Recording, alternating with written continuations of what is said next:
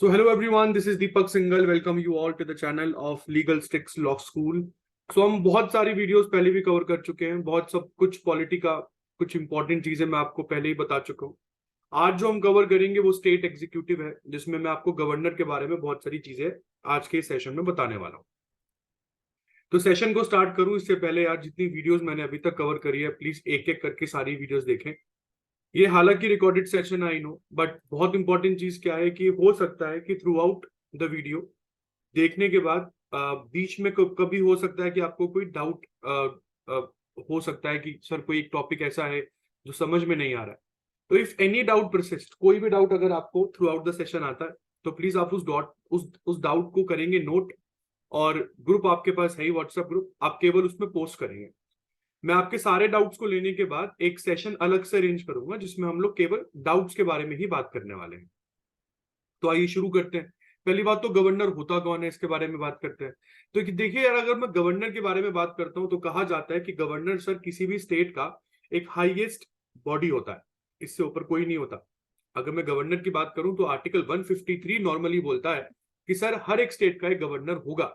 Article 153 क्या बोलता है कि there will be a governor for every state. मगर प्रॉब्लम क्या है गवर्नर के साथ? देखिए, अगर आपको थोड़ा बहुत प्रेसिडेंट याद आ रहा हो तो मैंने आपको प्रेसिडेंट के बारे में क्या बताया था कि भाई अगर हम प्रेसिडेंट की बात करते हैं तो प्रेसिडेंट पार्ट होता है पार्लियामेंट का, और पार्लियामेंट का पार्ट हम प्रेसिडेंट को क्यों मानते हैं उसके पीछे भी एक बड़ी वजह है, और वो वजह ये है कि भाई पार्लियामेंट बिना प्रेसिडेंट के अधूरी है। क्यों है सर? क्योंकि पार्लियामेंट तो केवल बिल पास कर सकती है, बिल पर एसेंट देने का राइट प्रेसिडेंट का है, और जब तक बिल पर एसेंट प्रेसिडेंट नहीं देगा तब तक वो एक्ट नहीं बनेगा। और बच्चों आपको पता ही है पॉल साइंस की लैंग्वेज में लॉ इज कॉल्ड एक्ट। तो पार्लियामेंट प्रेसिडेंट जो है ये पार्लियामेंट का ही एक पार्ट है।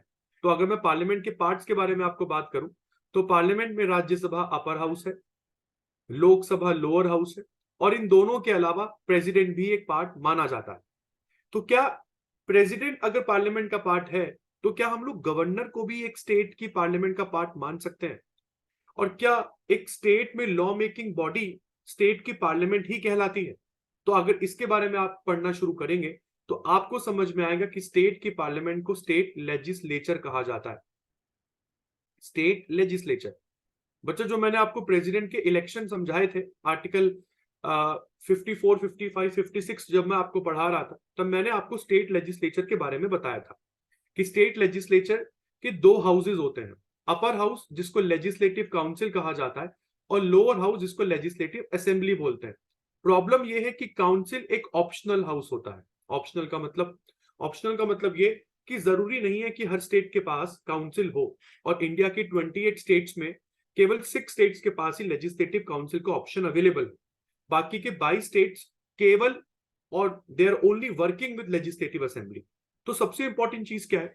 सबसे इंपॉर्टेंट चीज ये है कि उन 22 स्टेट्स का क्या होगा जहां पे लेजिस्लेटिव काउंसिल नहीं है, तो वहां के लेजिस्लेचर में कितने पार्ट्स होंगे? देखो, जाहिर सी बात है, पार्लियामेंट के 3 पार्ट है जिसमें राज्यसभा, लोकसभा और प्रेसिडेंट। और मैं बोलूं कि स्टेट लेजिस्लेचर में भी गवर्नर एक पार्ट होगा। बट प्रॉब्लम क्या है कि अगर उस स्टेट में लेजिस्लेटिव काउंसिल नहीं है तो कितने पार्ट माने जाएंगे, है ना? तो सिंपल है यार, जिन स्टेट्स में लेजिस्लेटिव काउंसिल है वहां पर तो स्टेट लेजिस्लेचर के 3 पार्ट होंगे।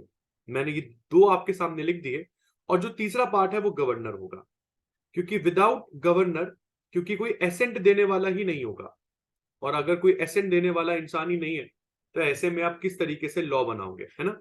तो स्टेट लेजिस्लेचर के नॉर्मली 3 पार्ट्स होते हैं, बट कई स्टेट्स में लेजिस्लेटिव काउंसिल अवेलेबल नहीं है, तो इसलिए वहां पर केवल 2 ही पार्ट माने जाते हैं।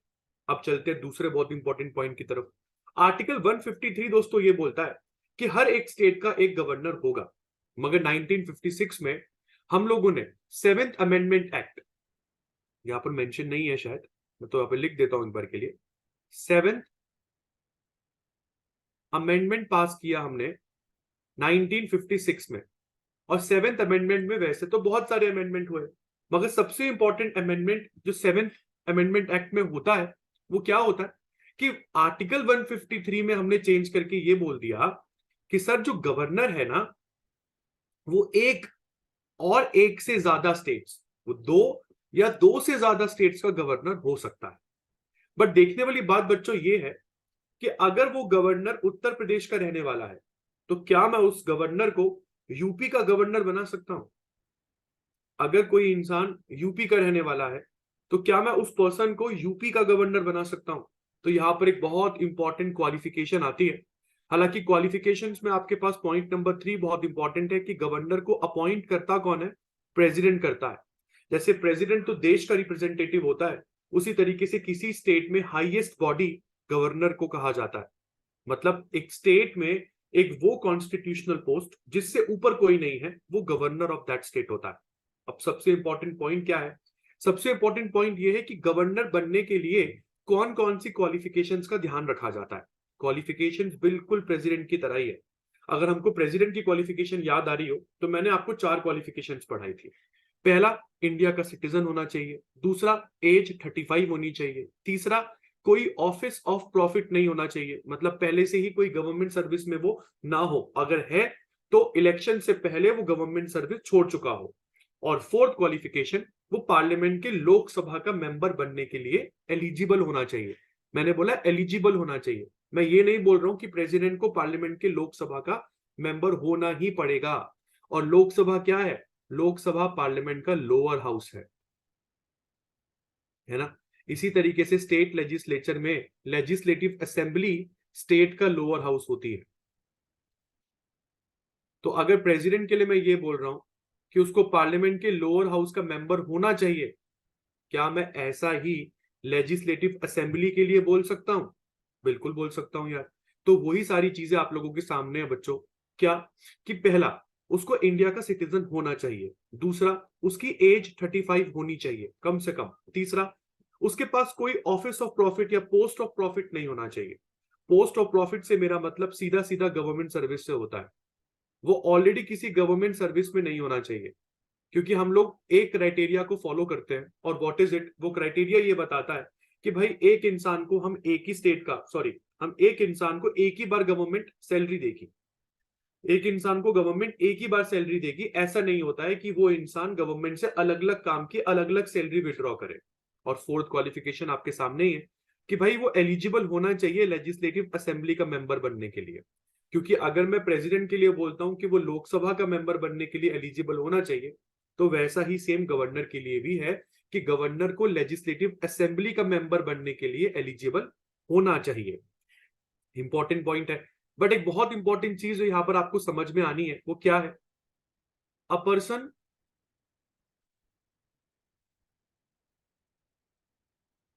Having the domicile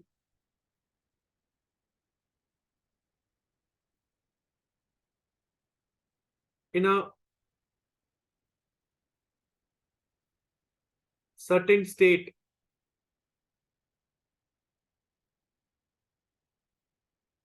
can't be made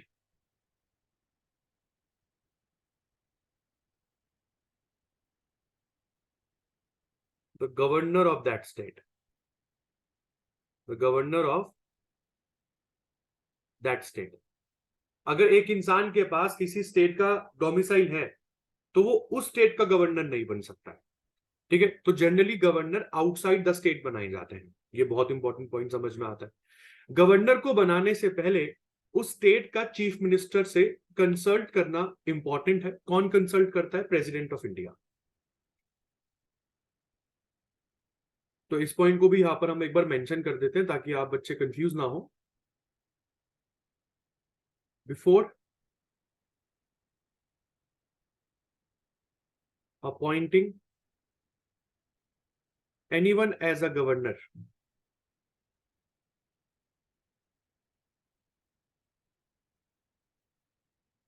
president consults the chief minister of the concern state. जिस भी स्टेट का आप गवर्नर बनाने वाले हैं उस स्टेट के चीफ मिनिस्टर से प्रेसिडेंट कंसल्ट करता है। जैसे सपोज करो ममता बनर्जी से कंसल्ट किया द्रौपदी मुर्मू ने कि मैम जो मोदी है उन्होंने ये 4 नेम सजेस्ट करेंगे। अच्छा, एक और बहुत इंपॉर्टेंट चीज, गवर्नर के नाम सजेस्ट किए कैसे जाते हैं? तो भाई गवर्नर के नाम सजेस्ट करने वाली सेंट्रल गवर्नमेंट होती है। सेंट्रल गवर्नमेंट गवर्नर के नाम सजेस्ट करके प्रेसिडेंट को भेजती है, और प्रेसिडेंट को एज इट इज उस इंसान को एज अ गवर्नर अपॉइंट करना पड़ता है। आप इसमें कोई और कुछ नहीं कर सकते हैं, इसमें कोई गुंजाइश नहीं है, आपको उस इंसान को एज अ गवर्नर अपॉइंट करना ही पड़ेगा। हाँ, प्रेसिडेंट के पास एक बार राइट होता है कि वो अपना एक डिसएग्रीमेंट, मतलब कि वो डिसएग्री होता है इस डिसीजन से, वो केवल एक बार शो कर सकता है कि वो सेटिस्फाइड नहीं है, वो केवल एक बार शो कर सकता है। और उसके बाद जाकर अगर ऐसा कई बार भी लगता है, मतलब बहुत इंपॉर्टेंट चीज मैं आपको बता रहा हूं कि अगर दोबारा से वो नाम प्रेसिडेंट को सजेस्ट किया जाता है इन रिटर्न फॉर्मेट, मतलब बेटा ये ना हवाओं में बातें नहीं होती, रिटर्न फॉर्मेट में सभी काउंसिल के मिनिस्टर्स के साइन होते हैं उस प्रपोजल पर, तब जाके वो प्रपोजल प्रेसिडेंट को जाता है कि सर आपको इस इंसान को इस स्टेट का गवर्नर बनाना है। अगर आप अग्री नहीं होते हैं तो आप अपना डिसेंट एक बार बता सकते हैं कि sir you are not okay with the decision, हम एक बार दोबारा सोच विचार करेंगे। मगर अगर सेंट्रल गवर्नमेंट दोबारा से सोच विचार करके सेम इंसान का नाम ही आगे भेजती है प्रेसिडेंट को, तो इस बार प्रेसिडेंट के पास बच्चों कोई और चॉइस नहीं है, उस इंसान को एज अ गवर्नर अपॉइंट करना ही पड़ेगा। मगर अपॉइंट करने से पहले ये दो क्वालिफिकेशंस आपके सामने होनी चाहिए, और ये पहले की 4 क्वालिफिकेशन के अलावा 2 और है। हालांकि अच्छी प्रैक्टिस है ये, और ये अभी तक फॉलो की जा रही है। पहली चीज क्या, कि अगर किसी स्टेट में भी गवर्नर के पास, उस इंसान के पास डोमिसाइल है, तो वो अपने डोमिसाइल वाले स्टेट का गवर्नर नहीं होगा। दूसरी चीज, प्रेसिडेंट उस इंसान को गवर्नर बनाने से पहले चीफ मिनिस्टर से कंसल्ट करेगा कि सर मैं इसको गवर्नर बनाने वाला हूं, आप ठीक है आपके लिए। अब आप बोलेंगे सर अगर बाय चांस चीफ मिनिस्टर ने मना कर दिया, तो बच्चों मैं आपको पहले ही बता दूं चीफ मिनिस्टर तो मना करेगा ही, क्योंकि अगर मैं गवर्नर की बात करूं तो एक ऐसा पद होता है ये स्टेट में जिससे ऊपर कोई पोस्ट नहीं होती। सेकंड चीज क्या, इस पोस्ट के पास अल्टीमेट पावर होती है। प्रेसिडेंट और अगर गवर्नर को कंपेयर किया जाए, हालांकि दोनों के स्टैंड सिमिलर है, प्रेसिडेंट तो खैर कंट्री का होता है, गवर्नर एक स्टेट का हो गया, काम दोनों के बहुत सिमिलर है, बट फिर भी अगर आप पावर को कंपेयर करें ना, तो गवर्नर ज्यादा पावरफुल बताया जाता है in comparison to president. Reason क्या है? रीजन है प्रेसिडेंट के इलेक्शंस होते हैं, मगर माय डियर गवर्नर के कोई इलेक्शन नहीं होते, वो तो डायरेक्टली नॉमिनेट होता है बस। चलिए, तो गवर्नर अपॉइंट होता है 5 सालों के लिए, और अगर उसको 5 सालों से पहले रिजाइन करना भी है तो वो प्रेसिडेंट को ही रेजिग्नेशन लेटर साइन करके देगा। मगर सोचो, 5 साल से पहले अगर वो रिजाइन नहीं कर रहा है, मगर आपको लगता है कि गवर्नर को हटा देना चाहिए, तो बेटा पहले ना एनडीए यूपीए के बीच में एक रेस सी लग गई थी। अगर आपको याद आ रहा हो तो मैडम इंदिरा गांधी के टाइम में 1975 में जब इमरजेंसी लगी, जो 1977 तक चली, तो 1978 में इंदिरा गांधी की कांग्रेस हार गई थी, क्योंकि लोगों का माहौल क्या था कि कांग्रेस पार्टी ने ठीक नहीं किया, जिसकी वजह से जनता पार्टी जीती। जनता पार्टी जीती तो पहली बार भारत की गद्दी पर एक नॉन कांग्रेस पीएम बैठा, जिसका नाम था मोरारजी देसाई। तो इस तरीके से ना उस टाइम के बाद बहुत ही कम बार ऐसा हुआ है कि कांग्रेस को कंप्लीट मेजॉरिटी मिली हो, एक पार्टी को कंप्लीट मेजॉरिटी मिली हो, और काफी सालों तक ऐसा चलता रहा, जिसकी वजह से कांग्रेस ने ना अपना एक ग्रुप बना लिया, अपनी एक अलायंस बना ली, और वो अलायंस जिसमें सारे के सारे मेंबर्स कांग्रेस को सपोर्ट करेंगे, उस अलायंस का नाम रखा गया यूपीए। अगर यूपीए की बात करें तो बेटा यूपीए का मतलब है यूनाइटेड प्रोग्रेसिव अलायंस, है ना। ये सन 2004 में बनी थी, 2004 में इसको बनाया गया था, और इस यूपीए नामक संस्था, मतलब यूपीए नामक अलायंस का जो हेड पार्टी था उसको कांग्रेस बनाया गया। यहां तक क्लियर है? तो दोबारा सुन लीजिए, यूपीए का मतलब क्या है? यूपीए का मतलब है यूनाइटेड प्रोग्रेसिव अलायंस, जबकि यूपीए के अगेंस्ट जो पार्टी बनी वो बीजेपी पार्टी थी दोस्तों, और बीजेपी पार्टी ने भी इस तरीके से अलायंस बनाई, और उस अलायंस का नाम रखा गया national democratic alliance, if I am not wrong. मेरे हिसाब से एनडीए पार्टी की full form national democratic alliance ही है, बिल्कुल। तो नेशनल डेमोक्रेटिक अलायंस एक वो राइट विंग पार्टीज का ग्रुप है जिसमें सबसे बड़ी पार्टी निकल कर आई भारतीय जनता पार्टी, मतलब जिसको आप बीजेपी कहते हैं, और भारतीय जनता पार्टी के सपोर्टर सब एनडीए वाले हैं। एनडीए कब बना दोस्तों? तो 1998 में एनडीए बना है और सन 2004 में यूपीए बना है ना? तो थोड़ी बहुत आपको समझ में आ रही होगी बातें। तो जब एनडीए की पार्टी रूल कर रही थी, तब मतलब अटल बिहारी वाजपेयी, तब उन्होंने कांग्रेस वाले गवर्नर्स को हटाया और अपने गवर्नर्स को स्टेट पर बिठा दिया। जैसे कि मैंने बोला ना कि गवर्नर को हटाना बड़ा ही सिंपल काम है। कितना सिंपल काम है? तो यहाँ पर देखिए, बस he can be removed by the president even before a period of 5 years। और यहाँ पर कोई भी ग्राउंड मेंशन नहीं है, रिमूवल का कोई भी ग्राउंड मेंशन नहीं है आपके कॉन्स्टिट्यूशन में कि गवर्नर को क्यों हटाया जा रहा है। तो जितनी आसानी से गवर्नर को अपॉइंट किया जाता है ना दोस्तों, उतनी ही आसानी से गवर्नर को हटा भी दिया जाता है। तो एनडीए की पार्टी से, मतलब नेशनल डेमोक्रेटिक अलायंस से, ये सारा काम शुरू होता है और यूनाइटेड प्रोग्रेसिव अलायंस तक चलता है। क्योंकि हमको पता है कि अटल जी की सरकार जब गिरी, तब उसके बाद डॉक्टर मनमोहन सिंह आते हैं और वो लगातार 10 सालों तक इंडिया के पीएम रहते हैं। और डॉक्टर मनमोहन सिंह के 10 साल के कार्यकाल में हमने देखा कि एनडीए पार्टी ने जितने गवर्नर अपने बिठाए थे, उन सभी गवर्नर्स को हटाकर यूपीए ने अपने गवर्नर बिठाए। अब ये दौर ना इंडिया में शुरू हो गया था कि जब भी कभी सेंट्रल गवर्नमेंट चेंज होगी, तो वो प्रीवियस गवर्नमेंट ने जो गवर्नर बिठाए हैं उनको बदलकर अपने गवर्नर बिठाएगी। क्योंकि जैसे कि मैंने बोला ना, इलेक्शंस तो कभी होते ही नहीं है, सेंट्रल गवर्नमेंट का डिसीजन होता है कि कौन गवर्नर बनेगा। तो ये हटे हुए सारे गवर्नर सुप्रीम कोर्ट पहुंचते हैं ये बोलने के लिए कि सर देखिए, बड़ा ही दिक्कत वाला काम है, कोई भी आके हमको ऐसे ही हटा देता है। हमारी पोस्ट की भी डिग्निटी है सर, ऐसा नहीं है कि हम कुछ छोटी मोटी पोस्ट है, हम एक स्टेट की हाईएस्ट पोस्ट है और हमको इस तरीके से हटाएंगे तो क्या इस पोस्ट की डिग्निटी खराब नहीं होगी? इसके ऊपर बात करूंगा मैं, सुप्रीम कोर्ट ने क्या बोला इनकी प्ली सुनने के बाद। बट उससे पहले मैं आपको गवर्नर की पावर्स के बारे में बता दूं।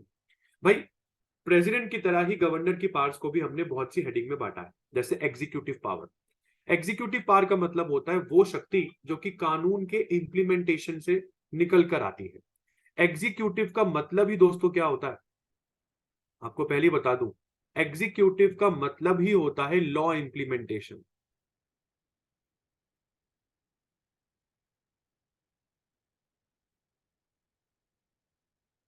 कि लॉ को इंप्लीमेंट करवाने से रिलेटेड क्या पावर है गवर्नर के पास। तो देखिए, हमारे स्टेट के सारे एग्जीक्यूटिव फंक्शंस गवर्नर के नाम पर ही किए जाते हैं। जैसे कि मैंने बोला ना कि गवर्नर केवल एसेंट देता है। एसेंट का मतलब वो केवल बिल पर साइन करता है कि हाँ ये ठीक है, ये लॉ बन जाना चाहिए।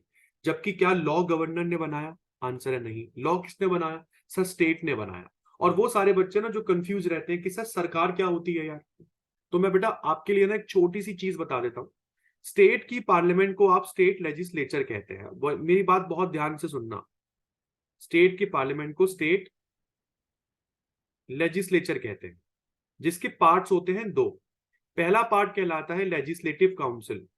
मैं एक एक चीज बहुत प्यार से आपको समझा रहा हूं। Legislative council. और दूसरा पार्ट होता है लेजिस्लेटिव असेंबली। दूसरा पार्ट होता है लेजिस्लेटिव असेंबली। तो एक तो हो गया काउंसिल और एक हो गया असेंबली, ठीक है जी। काउंसिल के मेंबर्स को एमएलसी कहते हैं, मेंबर ऑफ लेजिस्लेटिव काउंसिल। और असेंबली के मेंबर को एमएलए कहते हैं। लेजिस्लेटिव काउंसिल अपर हाउस हो गया स्टेट का,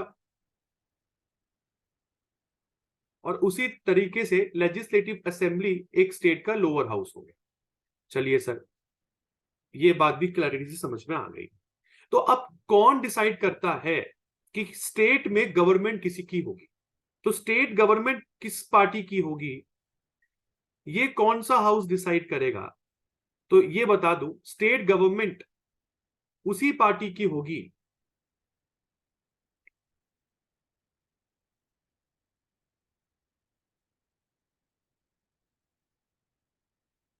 स्टेट गवर्नमेंट उसी पार्टी की होगी जो लेजिस्लेटिव असेंबली में मेजॉरिटी में है, ठीक है। स्टेट गवर्नमेंट उसी पार्टी की होगी जो लेजिस्लेटिव असेंबली में मेजॉरिटी में है। इस मतलब जो लोअर हाउस में जो पार्टी मेजॉरिटी में है, उसी पार्टी की सरकार बनेगी, स्टेट गवर्नमेंट बनेगी। सरकार का मतलब क्या होता है? सरकार का मतलब होता है चीफ मिनिस्टर, इसी पार्टी का होगा। और चीफ मिनिस्टर के नीचे काम करने वाले मिनिस्टर्स इस पार्टी के होंगे। एक बहुत इंपॉर्टेंट चीज कि चीफ मिनिस्टर और ये सारे मिनिस्टर्स, इन्हीं को आप काउंसिल ऑफ मिनिस्टर्स कहते हैं।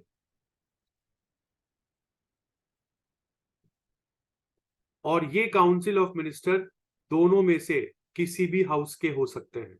मतलब भाई पार्टी, सपोज करो पार्टी बीजेपी है या आम आदमी पार्टी है जो मेजॉरिटी में आई है लेजिस्लेटिव असेंबली में, तो अगर उस पर्टिकुलर स्टेट में दोनों हाउसेज अवेलेबल है, हम तो मान के चल रहे हैं कि दोनों हाउसेज ही हैं, ठीक है। पार्टी कौन सी जीती है आपके सामने, कोई भी एक पार्टी पकड़ लो। एक मैं आईएनसी का नाम भी डाल देता हूं, इंडियन नेशनल कांग्रेस, बीजेपी या आम आदमी पार्टी, जिसके भी सपोर्टर है आप, XYZ कोई भी पार्टी पकड़ लो। मैं मान के चल रहा हूं कि कांग्रेस की मेजॉरिटी आई है, चलिए ठीक है। तो कांग्रेस पार्टी के कुछ एक मेंबर्स इस हाउस में भी बैठे होंगे ना, जबकि कांग्रेस पार्टी की मेजॉरिटी आई है लेजिस्लेटिव असेंबली में। इसलिए हम लोगों को यह बात क्लियर समझ में आ रही है कि कांग्रेस की सरकार बनेगी उस पर्टिकुलर स्टेट में। एग्जाम्पल मैं पंजाब का ले रहा हूं आपके लिए, नहीं सॉरी हिमाचल का ले रहा हूं। चलिए हिमाचल का एग्जाम्पल ले लेते हैं। हालांकि हिमाचल में ना लेजिस्लेटिव काउंसिल नहीं, बट हिमाचल में आईएनसी की सरकार है। मैंने इसलिए हिमाचल का एग्जाम्पल आप लोगों के सामने लिया है। हालांकि मैं कर्नाटका का भी ले सकता हूं, क्योंकि कर्नाटका में दोनों ही हाउसेज हैं। आपके ऊपर है, आप कोई भी एक फैसला ले लो, मतलब कोई भी एक स्टेट ले लो। मेरा काम समझाने का है तो मैं समझाने की कोशिश कर रहा हूं कि हिमाचल में हम मान के चल रहे हैं कि हिमाचल के पास दोनों ही हाउसेज अवेलेबल है, अपर हाउस भी है तो लोअर हाउस भी है। तो हिमाचल में किस पार्टी की गवर्नमेंट बनेगी, उसी पार्टी की बनेगी जो हिमाचल की लेजिस्लेटिव असेंबली में मेजॉरिटी में होगी। मान के चल रहे हम कि हिमाचल की लेजिस्लेटिव असेंबली में जो पार्टी मेजॉरिटी में है वो इंडियन नेशनल कांग्रेस है। मेजॉरिटी का मतलब क्या होता है दोस्तों, मेजॉरिटी का मतलब होता है कि लेजिस्लेटिव असेंबली की जो टोटल सीट्स है ना, उसकी आधी से ज्यादा। तो अगर हम लेजिस्लेटिव असेंबली की सीट्स देखें कि भाई हिमाचल प्रदेश में लेजिस्लेटिव असेंबली की सीट्स कितनी है, तो बहुत इंपॉर्टेंट चीज जो आपको समझ में आती है वो क्या है कि शायद 68 मेंबर्स हैं। हिमाचल प्रदेश की लेजिस्लेटिव असेंबली में जो सीट्स हैं वो 68 के आसपास है। तो मान के चलो कि अगर 68 सीट्स का लेजिस्लेटिव असेंबली है हिमाचल प्रदेश का, तो 68 का आधा कर लो 34, है ना। तो जिस भी पार्टी के पास 35 सीट्स एटलीस्ट है, वो पार्टी मेजॉरिटी में आ गई। मैं मान के चल रहा हूं कि हिमाचल प्रदेश में कांग्रेस पार्टी के पास 35 सीट्स हैं। तो ये बात क्लियर समझ में आ गई कि कांग्रेस पार्टी इलेक्शन की विनर होगी, गवर्नमेंट इन्हीं की बनेगी। अब इस पार्टी का सीएम जो होगा, वो सीएम लेजिस्लेटिव असेंबली का मेंबर भी हो सकता है, वो सीएम लेजिस्लेटिव काउंसिल का मेंबर भी हो सकता है। मतलब हार्ड एंड फास्ट रूल नहीं होता कि लेजिस्लेटिव असेंबली से ही सीएम आएगा। भाई अगर कांग्रेस का कोई एक मेंबर लेजिस्लेटिव काउंसिल में भी बैठा है, तो मैं उस कांग्रेस के नेता को भी सीएम बना सकता हूं। उसी तरीके से जो सीएम अपने नीचे मिनिस्टर्स को अपॉइंट करेगा, वो मिनिस्टर दोनों में से किसी के भी हो सकते हैं, किसी भी हाउस के हो सकते हैं। और दोस्तों यही सेम फिनोमिना पार्लियामेंट के साथ चलता है। मैंने आपको बताया था कि पार्लियामेंट में जो पीएम होता है, पीएम भाई साहब भी पार्लियामेंट के लोअर हाउस और अपर हाउस दोनों में से किसी के भी हो सकते हैं। पीएम के नीचे बैठने वाले मिनिस्टर्स भी पार्लियामेंट के किसी भी हाउस से आ सकते हैं। तो वही आपके सामने है, यहाँ पर क्लैरिटी से समझ में आ रहा होगा। तो अब आगे की तरफ चलते हैं।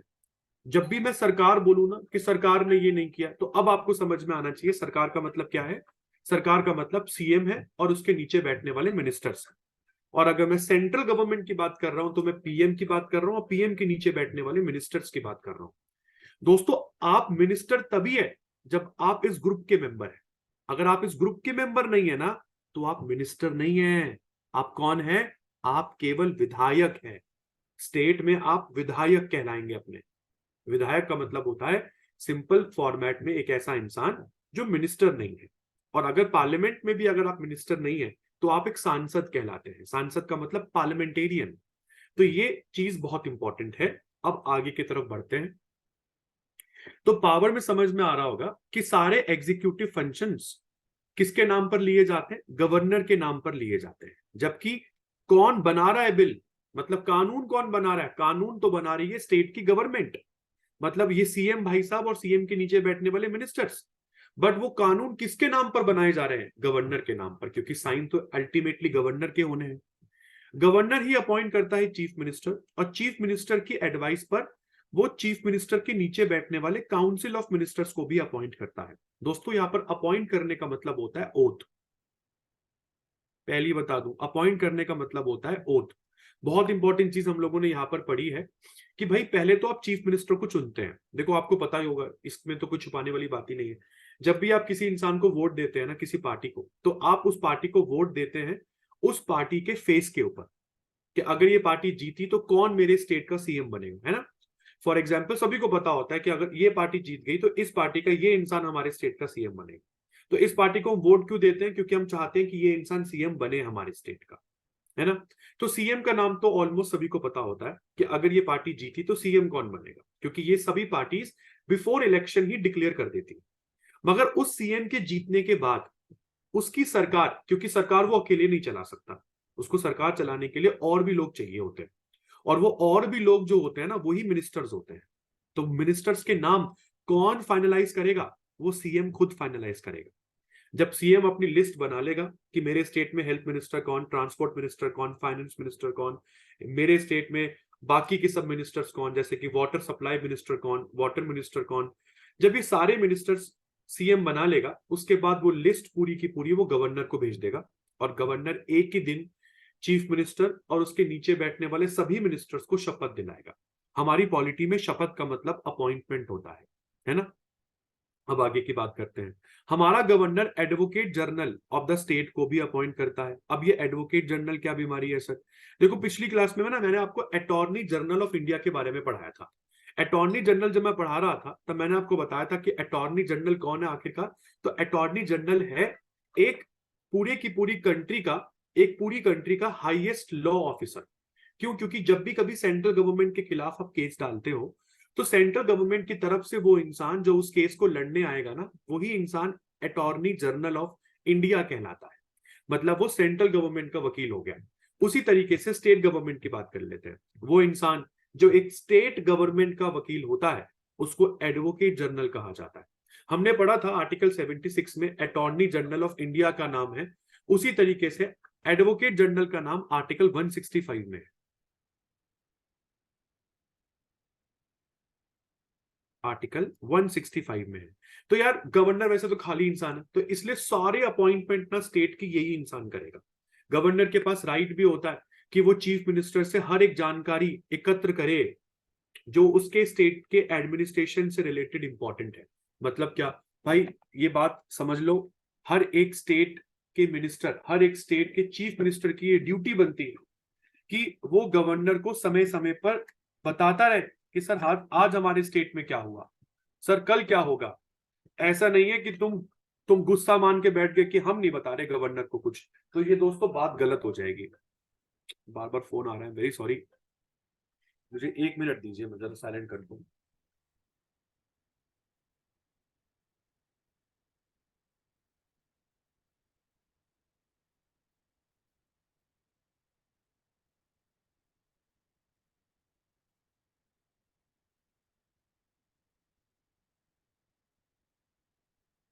अब आगे की बात करते हैं। तो गवर्नर के पास राइट है कि सर वो इंफॉर्मेशन ऑब्टेन कर सकता है चीफ मिनिस्टर से।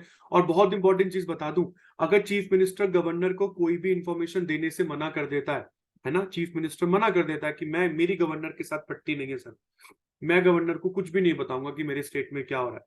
मैं आपको बता दूं ये कॉन्स्टिट्यूशन में मेंशन चीजें हैं, और कोई भी इंसान अगर कॉन्स्टिट्यूशन के अगेंस्ट चलता है दोस्तों, तो ऐसे में गवर्नर को बस एक लेटर लिखना होता है। किसको? प्रेसिडेंट ऑफ इंडिया को। और ये letter president of India central जो सरकार है, सेंट्रल गवर्नमेंट, उसको फॉरवर्ड करती है। और इसी लेटर का बेताबी से वेट करती है सेंट्रल गवर्नमेंट कि कहीं से ये लेटर आ जाए बस। क्या होता है सर इस लेटर में? इस लेटर में होता है कि सर मेरे स्टेट में जो कॉन्स्टिट्यूशन की मशीनरी है वो फेल हो चुकी है, हमारा यहाँ पर कॉन्स्टिट्यूशन कोई फॉलो नहीं कर रहा है, इसलिए मैं आग्रह करता हूं प्रेसिडेंट से कि सर वो मेरे स्टेट में प्रेसिडेंट रूल इंप्लाई कर दे। प्रेसिडेंट रूल का मतलब स्टेट में इमरजेंसी लगा दे। हालांकि वो स्टेट में इमरजेंसी प्रेसिडेंट नहीं लगाता है, स्टेट में इमरजेंसी लगाते हैं पीएम, प्राइम मिनिस्टर। जो प्राइम मिनिस्टर रिकमेंड करते हैं प्रेसिडेंट को कि हाँ लगा दो, तो लग जाती है।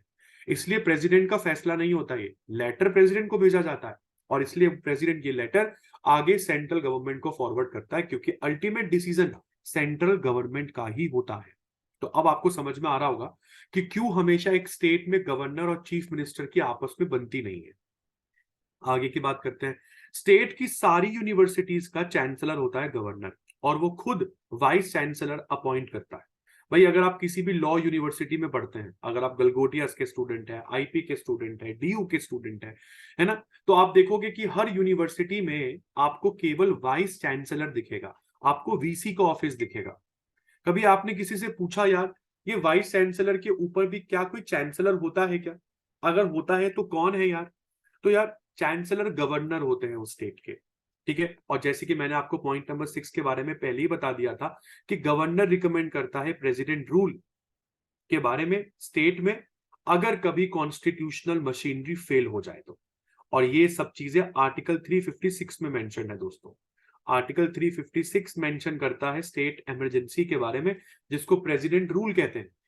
उसके बाद आर्टिकल 213 आ जाता है, ये पॉइंट नंबर 7 आर्टिकल 213 में है। और आर्टिकल 213 बात करता है ऑर्डिनेंस की। अब दोस्तों ये ऑर्डिनेंस क्या होता है? हम लोगों ने पार्लियामेंट के बारे में पढ़ा ना, कि पार्लियामेंट लॉ कैसे बनाती है। भाई पार्लियामेंट की लोकसभा राज्यसभा होते हैं, ये दोनों बिल पास करते हैं।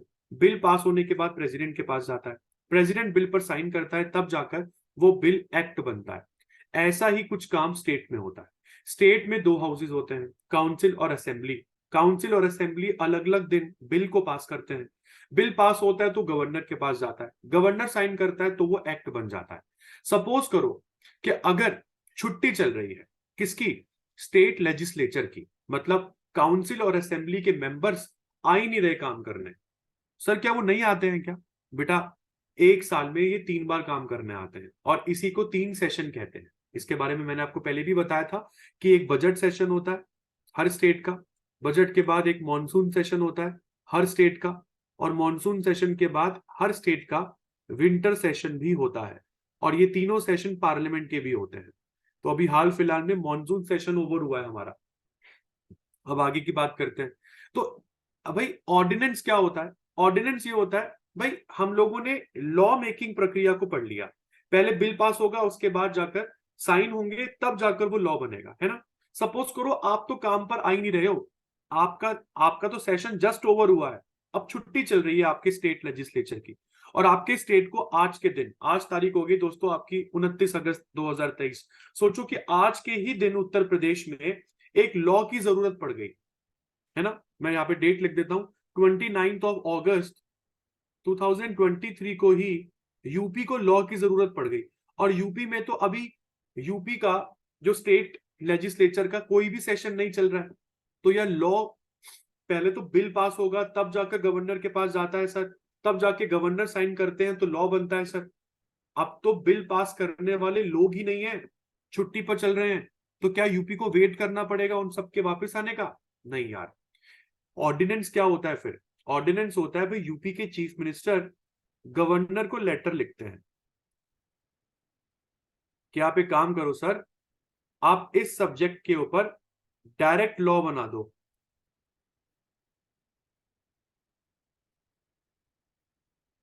और जब हमारी यूपी की स्टेट लेजिस्लेचर वापिस आएगी पास, हम इसको तब करवा लेंगे। आप अभी लॉ बना दो सर, पास हम इसको बाद में करा लेंगे जब हमारी यूपी की स्टेट लेजिस्लेचर वापस आएगी। एग्जाम्पल में मैंने आपको यूपी ले दिया, तो वही चीज, जो लॉ अभी तक पास नहीं हुआ है, क्यों? क्योंकि आप ऑफ पर है, आप हॉलीडे पर है, आप सेशन में नहीं बैठ रहे हैं। और जब भी कभी स्टेट लेजिस्लेचर सेशन में नहीं होती है तभी ऑर्डिनेंस पास होते हैं। अगर वो सेशन में है तो ऑर्डिनेंस की जरूरत नहीं है ना, बिल लेकर आओ, बिल पास हुआ, अगले दिन गवर्नर ने साइन करे और वो बिल एक्ट बन गया। तो जब आपका स्टेट लेजिस्लेचर सेशन में नहीं होता है तभी गवर्नर को बोलता है सीएम कि सर आप डायरेक्ट लॉ बना दो, जब हम छुट्टी से वापस लौटेंगे तब पास करवा लेंगे। और ऐसा लॉ जो स्टेट लेजिस्लेचर में अभी पास नहीं हुआ है, ऐसे ही लॉ को ऑर्डिनेंस कहते हैं। मतलब सर ऑर्डिनेंस का मतलब एक टेम्परेरी लॉ। भाई परमानेंट होने के लिए आपको स्टेट लेजिस्लेचर के सिग्नेचर के परमिशन की जरूरत है ना, सिग्नेचर या परमिशन की जरूरत है। इसलिए मैं ऑर्डिनेंस को टेम्परेरी लॉ कहता हूं। ये टेम्परेरी लॉ है क्योंकि अगर पास ये नहीं हुआ तो ये एक्सपायर हो जाएगा, खत्म हो जाएगा। तो ये तो पावर हो गई गवर्नर की एग्जीक्यूटिव। अब लेजिस्लेटिव पावर की बात करते हैं। लेजिस्लेटिव पावर का मतलब होता है law making power. Governor state legislature का पार्ट है, ये बात मैंने आपको पहले ही बता दी। उसका काम होता है कि वो सेशन को बुलाए। सेशन को बुलाने का मतलब होता है समन करना। समन मतलब सर, भाई आप लोगों ने वैसे तो ये क्वेश्चन नहीं पूछा मेरे से, हालांकि पूछना चाहिए था कि सर कौन बताता है इन एमएलए एमएलसी को कि ये 3 सेशन जो होने वाले हैं, बजट, बीएमडब्ल्यू, मॉनसून और विंटर, ये कब कब से शुरू होंगे और आपको कब और किस डेट से सेशन के लिए आना है। भाई ये काम गवर्नर का होता है। गवर्नर इन लोगों को सेशन स्टार्ट होने से पहले लेटर भेजता है बाय पोस्ट, और उसी लेटर को समन कहते हैं। ठीक है, कि सर इस तारीख से हमारे यूपी का सेशन स्टार्ट होने वाला है। कौन सा सेशन? मॉनसून सेशन स्टार्ट होने वाला है। तो आप सभी एमएलए और एमएलसी से हम रिक्वेस्ट करते हैं कि आप टाइम पर आए। चलिए ये बात तो क्लियर हो गई, सेशन शुरू हो गया है ना। जब सेशन का आखिरी दिन होता है तब गवर्नर आता है और सबको बोलता है कि भैया आपने बहुत मस्त काम किया, बहुत बढ़िया, इसी तरीके से नेक्स्ट सेशन का वेट करेंगे आप। ठीक है, नेक्स्ट सेशन के वेट से पहले, मतलब नेक्स्ट सेशन होने से पहले इसी तरीके से मैं आपको समन भिजवा दूंगा। और इसी को प्रोरोग कहते हैं। प्रोरोग का मतलब होता है टाटा बाय बाय। जब तक नेक्स्ट नोटिफिकेशन नहीं आती है तब तक आपको वापस नहीं आना, आप छुट्टी पे जाओ। चलिए, इसके बाद होता है कि governor has the right to address and send messages to legislature. जब भी कभी सेशन लगता है तब पहली बार जो एड्रेस करता है सेशन को वो गवर्नर होता है। मतलब जब वो गवर्नर आपको सम्मन भिजवाता है, जब आप आते हैं सारे सेशन के लिए पहली बार, तब गवर्नर खड़ा होता है हाउस में और सभी मेंबर से रिक्वेस्ट करता है कि आप सभी को मॉनसून सेशन के लिए मैंने बुलवाया है। आप सभी का हार्दिक अभिनंदन, मतलब heartfelt thank you to everyone कि आपने अटेंड किया इस सेशन को। और ये सेशन इतने दिनों का होगा, इतने दिन तक चलेगा, बहुत सारी इंपॉर्टेंट चर्चा इसमें होगी। तो मैं अपोजिशन पार्टी और रूलिंग पार्टी दोनों से रिक्वेस्ट करता हूं कि वो एक अच्छा सा एनवायरनमेंट बनाए ताकि स्टेट की तरक्की में, डेवलपमेंट में कोई भी ऑब्स्टेकल ना बने और ऐसे लॉ पास हुए हो जिससे इस स्टेट का डेवलपमेंट एंश्योर करवाया जा सके। तो बहुत इंपॉर्टेंट चीज है।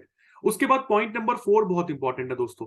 अगर तुम्हें याद आ रहा हो तो मैंने आपको क्या बताया था कि प्रेसिडेंट राज्यसभा में 12 लोगों को नॉमिनेट करता है और वो कभी लोकसभा में 2 लोगों को नॉमिनेट किया करता था, है ना। और वो 2 लोग जो लोकसभा में नॉमिनेट होते थे उनको एंग्लो इंडियन कम्युनिटी का बताया गया है हमारे कॉन्स्टिट्यूशन में।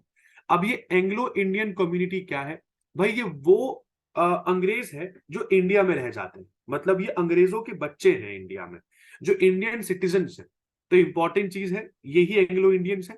इंपॉर्टेंट क्या है? इंपॉर्टेंट ये है कि पहले ये एंग्लो इंडियन वाला प्रोविजन गवर्नरों के पास भी होता था कि गवर्नर लेजिस्लेटिव असेंबली में कोई एक मेंबर एंग्लो इंडियन कम्युनिटी से नॉमिनेट कर सकता था। मगर एंग्लो इंडियन वाला क्लॉज मैं आपको पहले ही बता रहा हूं, एंग्लो इंडियन के नॉमिनेशन का क्लॉज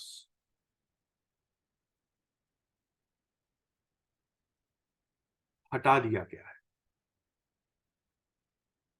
एंग्लो इंडियन के नॉमिनेशन का क्लॉज हटा दिया गया है। किसके द्वारा? By 104 amendment act.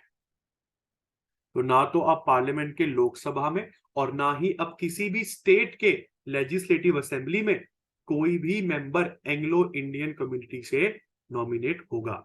आप किसी भी मेंबर को एंग्लो इंडियन कम्युनिटी से नॉमिनेट नहीं करेंगे। इंपॉर्टेंट पॉइंट है ना। मगर सर राज्यसभा में तो 12 लोग नॉमिनेट करते हैं ना प्रेसिडेंट? हाँ बेटा बिल्कुल करते हैं।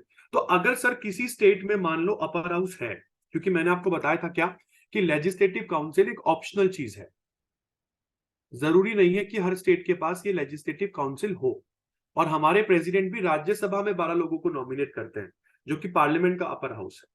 तो मान के चलो कि सर अगर स्टेट में लेजिस्लेटिव काउंसिल अवेलेबल है, ठीक है, तो क्या लेजिस्लेटिव काउंसिल के अवेलेबल होने के बाद क्या गवर्नर कुछ लोगों को नॉमिनेट करता है क्या इसमें, जैसे प्रेसिडेंट नॉमिनेट करते हैं? और अगर करता है तो सर कितने करता है? मैंने बेटा आपको पहले एक चीज बता दूं, भाई एक स्टेट में असेंबली के मेंबर्स अलग अलग होते हैं। हमने हिमाचल में देखा ना, हिमाचल में 68 मेंबर्स की असेंबली होती है। उसी तरीके से पंजाब में 119 मेंबर्स की असेंबली होती है, 119। दिल्ली में 70 लोगों की असेंबली है, मिजोरम में 40 लोगों की असेंबली है, जो गोवा में 40 लोगों की असेंबली है। तो अलग अलग जगह पर मेंबर अलग अलग है। और अलग अलग क्यों है? क्योंकि हर एक स्टेट की पॉपुलेशन अलग अलग है। भाई राज्यसभा की तो सेट स्ट्रेंथ है कि 245 एज ऑफ नाउ, और मैक्सिमम है 250। तो इसलिए हमने वहां से नंबर अलग से निकाल लिया कि 12 लोगों को प्रेसिडेंट नॉमिनेट करेगा। तो वो 12 लोग लिखे हुए हैं। मगर स्टेट में क्या करूं? स्टेट में तो लेजिस्लेटिव काउंसिल हर एक स्टेट में अलग अलग स्ट्रेंथ की होगी, है ना। अगर यूपी की बात करूं तो पॉपुलेशन यूपी की बहुत ज्यादा है, तो यूपी की लेजिस्लेटिव काउंसिल में ज्यादा लोग बैठेंगे। महाराष्ट्र की पॉपुलेशन यूपी से कम है, तो महाराष्ट्र की लेजिस्लेटिव काउंसिल में कम लोग बैठेंगे। तो लेजिस्लेटिव काउंसिल सभी स्टेट्स की सेट स्ट्रेंथ की तो हो नहीं सकती है, सबकी अलग अलग स्ट्रेंथ की होगी। तो एक नंबर बाहर कैसे निकालूं? तो इसलिए हमने फॉर्मूला निकाल लिया कि सर लेजिस्लेटिव काउंसिल में कितने भी लोग बैठे हो उसका 1/6 पोर्शन कितने, अगर 60 की है तो 60 का 1/6 हो गया सर कितना, 60 का 1/6 हो गया 10। अगर 120 की है तो 120 का 1/6 हो गया 20। ठीक है। तो जितने भी मेंबर्स की असेंबली है उसका 1/6 जो भी नंबर बैठेगा उन लोगों को, उतने नंबर को गवर्नर नॉमिनेट करेगा। और मैंने बताया था कि प्रेसिडेंट नॉमिनेट करता है 4 ग्राउंड पर, art, literature, science, social service. मगर दोस्तों यहां पर गवर्नर नॉमिनेट करता है 5 ग्राउंड्स पर, जिसमें 4 तो बिल्कुल सेम है, literature, science, art, social service. मगर एक एक्स्ट्रा जुड़ गया है और वो है कॉर्पोरेटिव मूवमेंट।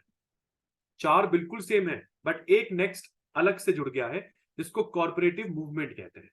तो गवर्नर का काम होता है कि वो एनुअल फाइनेंशियल बजट को भी स्टेट में पेश करे। स्टेट के लेजिस्लेचर में बजट को लाने वाला इंसान गवर्नर होता है, जबकि बजट बनाता कौन है? बजट सरकार बनाती है।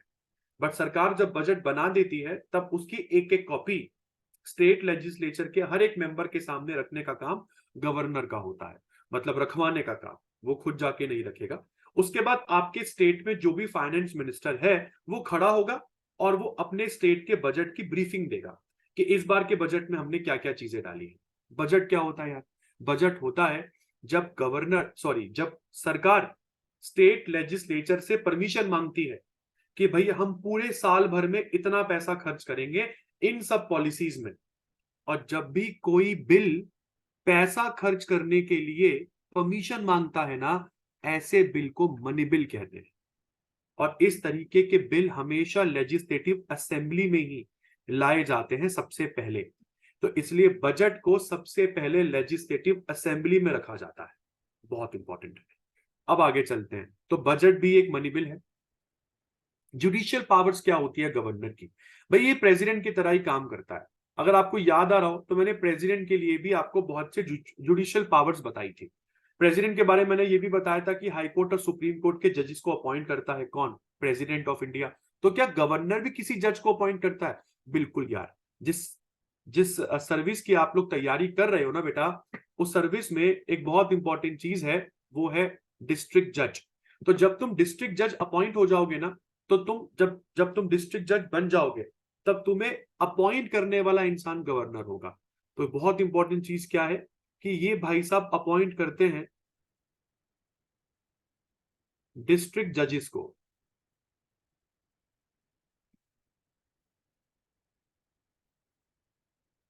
ये डिस्ट्रिक्ट जजेस को अपॉइंट करते हैं, पहली बात तो ये बहुत इंपॉर्टेंट है। उसके बाद आगे चलते हैं।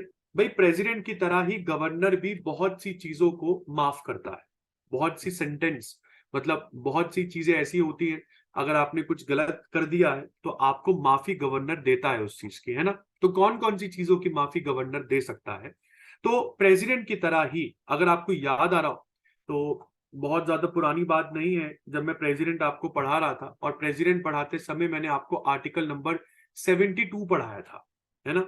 अगर मुझे प्रॉपर याद है तो शायद वो आर्टिकल नंबर 72 ही था, जिसमें मैंने बताया था कि एक प्रेसिडेंट किसी भी इंसान जिसको कन्विक्ट किया गया है कि हाँ आपने ये काम किया है, आपने ये गलती करी है, तो उस कन्विक्शन से उसको माफी के लिए वो 5 तरह की चीजें देता है। आर्टिकल 72 में इसको 5 तरह का दंड क्षमा कहते हैं, पार्डन कहते हैं। तो 5 तरह के पार्डन में पहला तो पार्डन ही हो गया, है ना।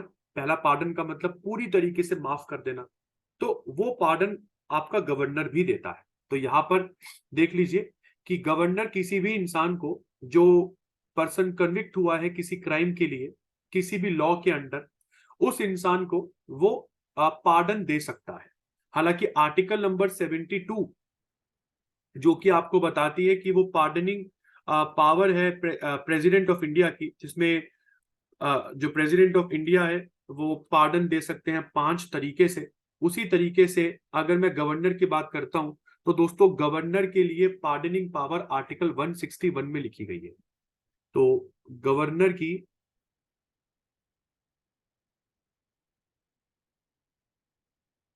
पार्डन पावर मतलब किसी भी पनिशमेंट को माफ करने की शक्ति आर्टिकल 161 में मेंशन है। और एक बहुत इंपॉर्टेंट चीज बता दूं, सारा कुछ सेम है गवर्नर के लिए प्रेसिडेंट के लिए, बट एक एक्सेप्शन है यहां पर। और वो एक्सेप्शन क्या है कि भाई जो भी गवर्नर है ना, वो डेथ सेंटेंस को पार्डन नहीं कर सकता।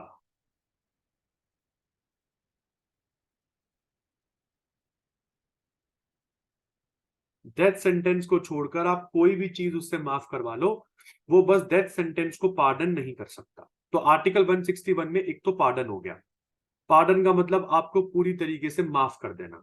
फिर होता है रिस्पाइट। दोस्तों रिस्पाइट और रेमिशन ये दोनों ना एक ही थाली के चट्टे बट्टे हैं। रिस्पाइट और रेमिशन दोनों एक जैसे ही है, मगर ये दिए अलग अलग टाइम पर जाते हैं। रिस्पाइट का मतलब होता है जब आपकी सजा कम हो जाए स्पेशल कंडीशन में।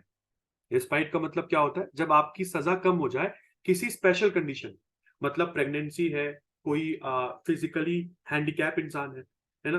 तो इस तरीके से जब आप किसी की सजा कम करते हैं तो वो रिस्पाइट हो जाता है।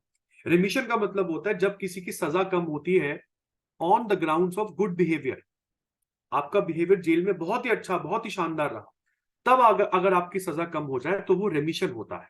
ठीक है, तो पार्डन रिस्पाइट रेमिशन। इसके बाद जो फोर्थ है उसको रिप्राइव कहते हैं। रिप्राइव का मतलब होता है जब आपकी पनिशमेंट, कोई भी पनिशमेंट जो आपको मिलने वाली है, वो पनिशमेंट मैंने कुछ समय के लिए अगर पोस्टपोन कर दी है, अगर आपकी पनिशमेंट मैंने कुछ समय के लिए पोस्टपोन कर दी है, तो वो पोस्टपोनमेंट ऑफ पनिशमेंट रिप्राइव कहलाता है, उसको रिप्राइव कहते हैं। और उसके बाद 5वां होता है कम्यूटेशन।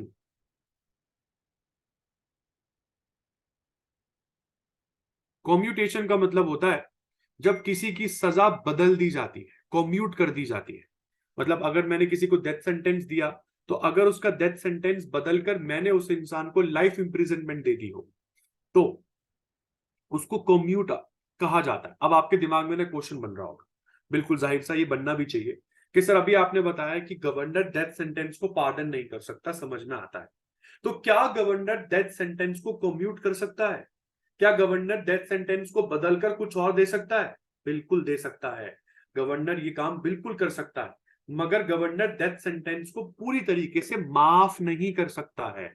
ये चीज आपको समझने वाली है। तो ये चीज अच्छे से समझ लीजिए कि गवर्नर डेथ सेंटेंस को माफ नहीं कर सकता है, इतना बड़ा नहीं है वो, मगर हाँ गवर्नर डेथ सेंटेंस को बदल जरूर सकता है, वो चेंज करके कुछ आपको और जरूर दे सकता है। अब आगे चलते हैं दोस्तों। आगे जो नेक्स्ट टॉपिक आपको दिख रहा होगा वो है स्टेट काउंसिल ऑफ मिनिस्टर्स। और ये मैंने पिछली ही क्लास में आपको यूनियन काउंसिल ऑफ मिनिस्टर्स पढ़ाया था। जब मैं यूनियन काउंसिल ऑफ मिनिस्टर्स की बात करूं ना, इसका मतलब प्राइम मिनिस्टर और प्राइम मिनिस्टर के नीचे बैठने वाले मिनिस्टर्स, तो वो तो यूनियन सरकार के हैं ना, तो वो इसलिए यूनियन काउंसिल ऑफ मिनिस्टर्स हो गए। इसी तरीके से एक स्टेट में चीफ मिनिस्टर होता है और चीफ मिनिस्टर के नीचे बैठने वाले मिनिस्टर्स होते हैं, तो उन लोगों को स्टेट काउंसिल ऑफ मिनिस्टर्स में रखा जाता है। अगर आपको याद आ रहा हो थोड़ा बहुत भी, अगर पढ़ रहे हैं घर पर, तो आर्टिकल 74 में मैंने सेंट्रल गवर्नमेंट के काउंसिल ऑफ मिनिस्टर्स के बारे में पढ़ाया था, जिसको यूनियन काउंसिल ऑफ मिनिस्टर्स कहते हैं, यूनियन काउंसिल ऑफ मिनिस्टर्स। उसी तरीके से दोस्तों आर्टिकल 163 में स्टेट काउंसिल ऑफ मिनिस्टर्स आते हैं। इसके बारे में हम लोगों ने पहले ही थोड़ा बहुत पढ़ा हुआ है, कि सर स्टेट में ना इलेक्शन होते हैं, किसके? लेजिस्लेटिव असेंबली के इलेक्शन होते हैं इस हाउस के, और इस हाउस में हम बहुत सारी पॉलिटिकल पार्टीज को वोट देते हैं। जिस भी पॉलिटिकल पार्टी के पास 50% से ज्यादा सीटें आ जाती हैं वो पार्टी जीत जाती है सर, और उसी पार्टी का एक मेंबर सीएम बनता है, मतलब हमारे स्टेट का चीफ मिनिस्टर।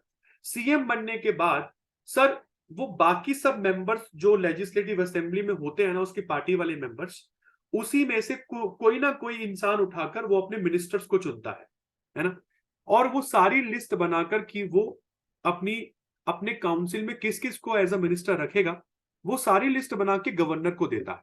और फिर हमने पढ़ा भी था कि गवर्नर चीफ मिनिस्टर और सभी मिनिस्टर्स को एक ही दिन जाकर अपॉइंट कर लेता है। अपॉइंट का मतलब होता है शपथ दिलाना, और वही दोस्तों आर्टिकल 163 में लिखा हुआ।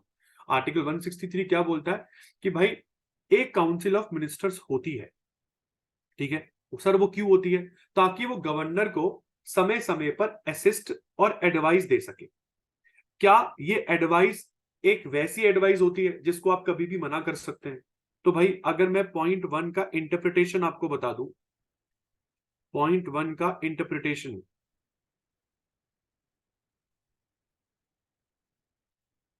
पॉइंट 1 का interpretation according to supreme court, अगर ये आप लोगों के सामने रखा जाए तो सुप्रीम कोर्ट ये बोलता है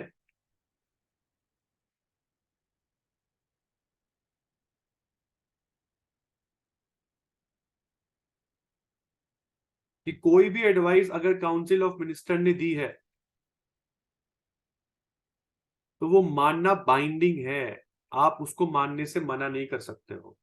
और ये काउंसिल ऑफ मिनिस्टर भले ही आर्टिकल 74 वाली हो या 163 वाली हो।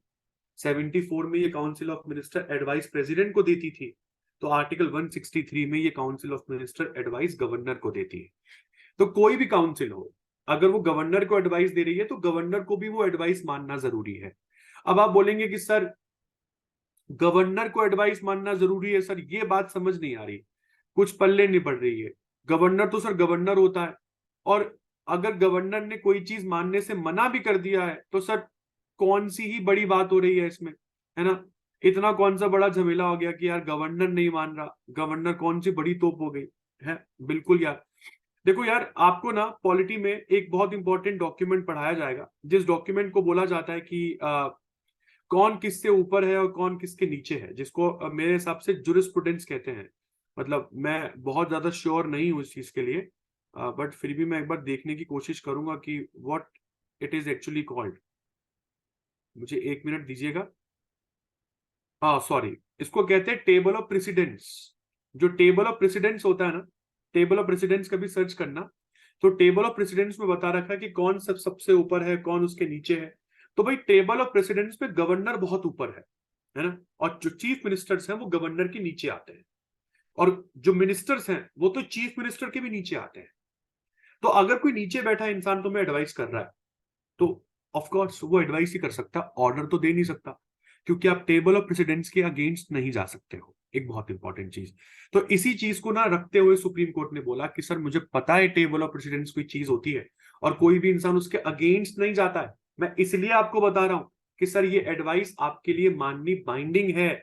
लिखा एडवाइस ही होगा, ऑर्डर नहीं, क्योंकि ऑर्डर लिखूंगा तो टेबल ऑफ प्रेसिडेंट्स की अवमानना होगी। ये मतलब टेबल ऑफ प्रेसिडेंट्स को आप इनकार कर रहे हैं मानने से, और पॉलिटी में ऐसा हो नहीं सकता है। इसलिए आपका जो भी आप बोलते हैं सर, वो ऑर्डर ही समझ, वो ऑर्डर नहीं है, एडवाइस है, मगर वो एडवाइस मानना आपके लिए कंपलसरी है सर। बट मैं फिर भी इसको ऑर्डर नहीं लिखूंगा, क्योंकि टेबल ऑफ प्रेसिडेंट्स में गवर्नर ऊपर आते हैं। आर्टिकल 164 में वो बात लिखी है जो हमने पीछे पढ़ी है कि गवर्नर, सॉरी दोस्तों, गवर्नर इज नॉट अपॉइंटेड, यहां पे चीफ मिनिस्टर कर देना, chief minister is appointed by governor,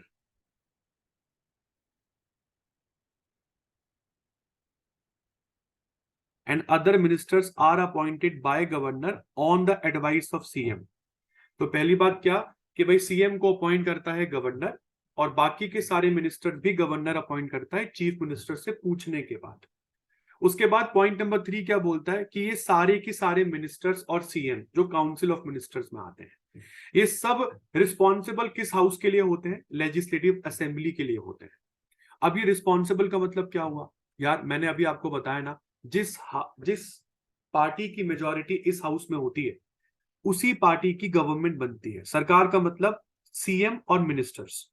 तो आज मैं अगर यूपी के चीफ सीएम योगी आदित्यनाथ को बोलूं कि सर आज आप यूपी के सीएम हैं और आज आपके काउंसिल में ये सब मंत्री बने हैं, तो आप ये कैसे बन पाए हो? मतलब किसकी वजह से आप आज पावर में हो? तो क्या बोलेगा? सर मैं इस वजह से पावर में हूं क्योंकि मेरी पार्टी की मेजॉरिटी यूपी की लेजिस्लेटिव असेंबली में है। तो यहां पर कलेक्टिव रिस्पॉन्सिबिलिटी का मतलब होता है थैंकफुल होना, कि अगर मेरी पार्टी इस हाउस में मेजॉरिटी में नहीं होती तो शायद आज मैं सत्ता में नहीं होता, शायद आज मैं सीएम पर नहीं होता, शायद आप आज मिनिस्टर्स नहीं होते। तो स्टेट काउंसिल ऑफ मिनिस्टर्स के लिए पॉइंट नंबर 163 आर्टिकल नंबर 164 पढ़ेंगे। उसके बाद दोस्तों लेजिस्लेटिव काउंसिल और असेंबली क्या होती है इसको कवर करेंगे नेक्स्ट क्लास में। आशा करता हूं मजा आया होगा समझ के। Thank you.